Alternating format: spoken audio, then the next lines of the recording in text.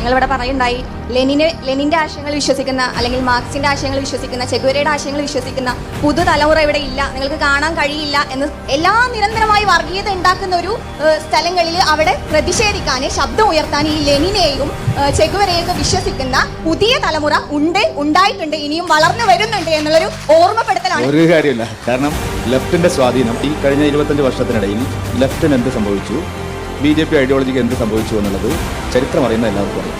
കേരളത്തിലല്ലാതെ ഇന്ന് ഇന്ത്യയിൽ ഒരിടത്തും ലെഫ്റ്റിന് ജനകീയമായിട്ടുള്ള സ്വാധീനമില്ല. ഇവിടെ അധികാരത്തിലുള്ളത് കൊണ്ട് ക്യാമ്പസുകളിൽ കുറച്ച് SFIക്കാരുണ്ടെന്ന് ഒഴിച്ചാൽ ഇന്ത്യയിൽ ഒരിടത്തും ലെഫ്റ്റിന് ഒരു സ്വാധീനവുമില്ല. തകർന്ന് തരിപ്പണമായിരിക്കും.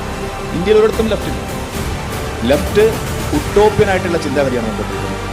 വികസന വിരോധികൾ അവർ എവിടെയെല്ലാം ഭരിച്ചിട്ടുണ്ടോ അവിടെയെല്ലാം പട്ടിണിയും ദാരിദ്ര്യവും. ഇത് ഇന്ത്യയിൽ മാത്രമല്ല, ലോകം മുഴുവൻ.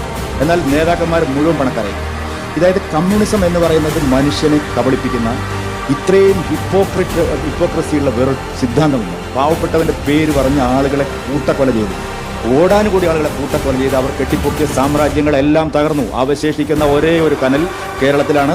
അതിനെ ഞങ്ങൾ തകർത്താടി അവർ ആ കനൽ കെടുത്തിയിരിക്കുന്ന കാര്യത്തിൽ ഒരു സംശയമില്ല. ഞങ്ങളുടെ കണ്ണടയിൽ തന്നെയുണ്ട്. ആ കനലും കൂടി കെടുത്തി അറബിക്കടലിൽ അതിൻ്റെ ചാരത്തിൽ മുക്കിയിട്ട് ഞങ്ങൾ പോയി. കാരണം ഇത്രയും ഭീകരമായിട്ടുള്ള ഒരു പ്രസ്ഥാനം വേറെയില്ല. അവരാണ് ഈ രാജ്യം മുഴുവൻ തകർത്തത്.